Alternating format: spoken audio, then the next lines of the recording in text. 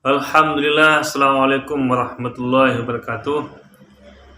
Para sahabat semua, para sahabat bisikan dari langit, dan para sahabat manusia bumi, dimanapun kalian berada, semoga tetap dalam perlindungan Allah Subhanahu wa Ta'ala ila akhiril umur, dan mudah-mudahan diberikan kesehatan dan kelancaran rezeki oleh Allah Subhanahu wa Ta'ala. Saya pernah membaca sebuah sejarah tentang perjalanan Nabi Muhammad Rasulullah Sallallahu Alaihi Wasallam, di mana Nabi Muhammad Rasulullah Sallallahu Alaihi Wasallam ini diberikan sebuah mukjizat oleh Allah, yaitu berupa kitab suci Al-Quran, hudal linnas mubashirin wa mundhirin, memberikan petunjuk terhadap manusia dan membawa kabar baik dan kabar buruk bagi manusia. Apa itu? Yaitu berupa kebaikan-kebaikan yang akan dibalas oleh Allah dengan surga, dan keburukan-keburukan yang dibalas oleh Allah Subhanahu wa Ta'ala dengan neraka. Al-Quran ini adalah kitab pamungkas dan kitab terakhir yang diturunkan oleh Subhanahu wa Ta'ala setelah suhuf, setelah kitab-kitab yang wajib diketahui oleh orang muslim, yaitu At-Taurat yang diturunkan kepada Nabi Musa alaihi salatu wassalam, Az-Zabur yang diturunkan kepada Nabi Daud alaihi salatu wassalam, Injil yang diturunkan kepada Nabi Isa alaihi salatu wassalam. Al-Quran inilah kitab yang terakhir. Kitab Al-Quran ini penuh dengan pengetahuan di mana pengetahuan tersebut mampu memberikan inspirasi terhadap ilmuwan muslim pada zamannya, dan setelah zaman itu melahirkan cendekiawan besar dari generasi ke generasi hingga sampai pada zaman saat ini. Al-Quran itulah yang mampu membangkitkan pikiran-pikiran manusia untuk lepas dari perbudakan dan juga merdeka dari doktrin-doktrin yang terlalu memaksakan terhadap kemerdekaan pikiran manusia. Karena kenapa? Al-Quran itu sendiri seringkali saya bicarakan, bahkan seringkali saya mengutip pendapat Al-Ghazali, bahwa terdapat banyak dari dalam kitab suci Al-Quran tentang bagaimana manusia ini harus berpikir, mentadabburi. Di masa tabi'in, Khalifah Harun al-Rasyid telah mempraktikkan terhadap pencapaian keemasan Islam pada saat itu.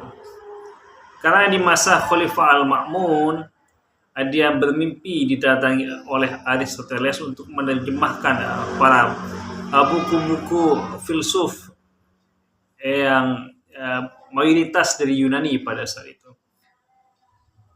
Sehingga mimpi itu dijadikan sebuah program kerja atau sebuah misi dalam mengemban kerajaannya untuk memajukan cara berpikir umat muslim pada saat itu, sehingga dilakukan penerjemahan besar-besaran terhadap filsafat Yunani ke Baghdad. Sehingga itulah yang mampu memberikan sebuah sumbangsi terhadap umat muslim, sehingga banyak melahirkan ilmuwan besar dalam bidang teknologi, filsafat maupun sains pada saat itu. Walaupun di kemudian hari di masa Al-Mu'tasim Billah kulakukan dengan para pasukannya menyerbu kota Baghdad sehingga hancur luluh lantak. Akan tapi di dalam artian bahwa bukannya tidak ada peninggalan sejarah walaupun buku-buku tersebut dibuang, karena banyak salinan-salinan yang telah diadopsi ke beberapa perpustakaan. Lalu di kemudian hari Abdurrahman Ad-Dakhil, Abdurrahman An-Nasir juga membangun sebuah kota besar, kota peradaban, kota pengetahuan di Andalusia atau saat ini adalah Spanyol. Itu adalah sebuah keberlanjutan apa yang telah dilakukan oleh Abbasiyah. di Baghdad. Para sahabat bisikan dari langit yang dirahmati oleh Allah Subhanahu wa taala, atau para sahabat manusia bumi yang diberikan hidayah taufik oleh Allah Subhanahu wa taala. Al-Qur'an ini mengajarkan tentang banyak hal pada kita. La raiba fih, katanya. Tidak ada keraguan-keraguan di dalamnya. Bahwasanya apa? Al-Qur'an ini selalu pembawaannya jelas, meyakinkan terhadap pembaca bahwa manusia itu harus mampu memiliki prinsip-prinsip yang kuat, katakanlah seperti gunung yang kokoh atau seperti karang di lautan yang tidak berefek sama sekali terhadap hantaman-hantaman ombak. Itulah yang diajarkan oleh Al-Quran terhadap umat manusia. Al-Quran lebih mementingkan cara berfikirnya untuk mengembangkan cara berfikirnya yang cerdas daripada menundukkan pikirannya pada doktrin-doktrin yang seringkali tidak jelas dan hanya merugikan kemerdekaan akal manusia itu sendiri. Sehingga apa? Apalagi di zaman yang penuh dengan pengetahuan di zaman saat ini. Di masa-masa sebelum adanya teknologi seperti pesawat terbang, jet tempur, atau mobil tank, atau mobil kendaraan Toyota, Al-Quran telah dijadikan inspirasi, dijadikan sebuah acuan oleh orang-orang terdahulu untuk menciptakan banyak hal, untuk meneliti banyak hal untuk kemajuan umat manusia setelahnya. Seperti bagaimana melihat bintang-bintang misalkan, bagaimana cara membedah dalam tubuh manusia tentang penyakit-penyakit seperti Ibnu Nafis misalkan, atau seperti Ibnu Zina, seorang kedokteran muslim, seorang dokter muslim yang mampu namanya mengharumkan umat muslim sampai saat ini.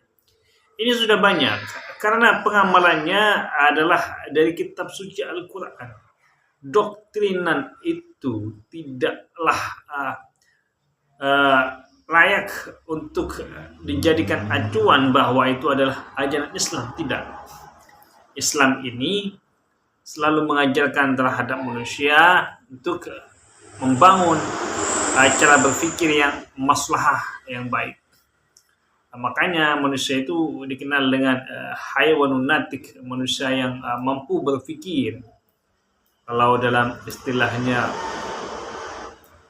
orang Yunani itu kan zon politikon. Manusia itu adalah makhluk sosial. Tapi kalau di dalam Islam itu adalah manusia ini adalah hewan yang memiliki kerangka berpikir yang cerdas. Afala ta'lamun. Bagaimana sebuah negara atau sebuah agama itu mampu bisa maju? Jelas, yang mampu memajukan sebuah agama dan mampu memajukan sebuah negara adalah cara berpikir umat di dalam agama tersebut dan cara berpikir anak bangsa di sebuah negara tersebut. Tidak mungkin misalkan seperti Graham Bell itu, penemu telepon pertama kali itu, kalau dia tidak menggunakan kerangka berpikirnya untuk membangun kemaslahatan umat manusia. Tidak mungkin misalkan seperti Graham Bell itu, penemu telepon pertama kali itu, tidak mungkin dia mampu menemukan sebuah peralatan canggih yang mampu membuat komunikasi orang antara satu masalah sama lain itu bisa dibantu dengan jarak yang jauh misalkan. Lalu kenapa banyak orang-orang saat ini mengkafir-kafirkan atau mensesat-sesatkan terhadap penemuan-penemuan baru, seakan-akan bahwa dia tidak sama dengan pendapatnya si imam ini misalkan. Seakan-akan dia dianggap kafir dan dianggap sesat dan dianggap mengajarkan ajaran sesat. Ingat bahwa tafsir ad-dhallin di dalam kitab suci Al-Quran itu tertuju kepada orang-orang yang sesat, yang menyekutukan Allah. Jadi dalam versi Islam ya, al-maghdup itu adalah tertuju kepada orang-orang yang selalu membunuh para nabi-nabi Allah yang telah diutus. Itu Bani Israel itu. Al-Baghdub yang selalu membuat kekacauan itu adalah orang yang banyak membunuh para nabi-nabi Allah. Sehingga pikiran-pikiran umat muslim atau orang-orang di suatu negara tidak akan berkembang jika selalu dikekang untuk memajukan banyak hal dalam persoalan-persoalan agama maupun dalam persoalan-persoalan sosial. Kita cukuplah sebenarnya yang jadikan patokan pertama kali ini adalah Al-Quran dan As-Sunnah. Baru setelah Al-Quran dan As-Sunnah baru kita bisa mengambil pendapatnya si A, pendapatnya si B, pendapatnya si C. Karena kenapa? Al-Quran sendiri dan hadis Nabi Muhammad SAW itu sendiri telah banyak memberikan kita motivasi untuk selalu giat adalah memperjuangkan pikiran-pikiran kita, selalu giat memberikan motivasi terhadap kita agar pikiran-pikiran kita, pekerjaan kita untuk membangun sebuah pondasi-pondasi yang dasarnya berdasarkan ilmu pengetahuan.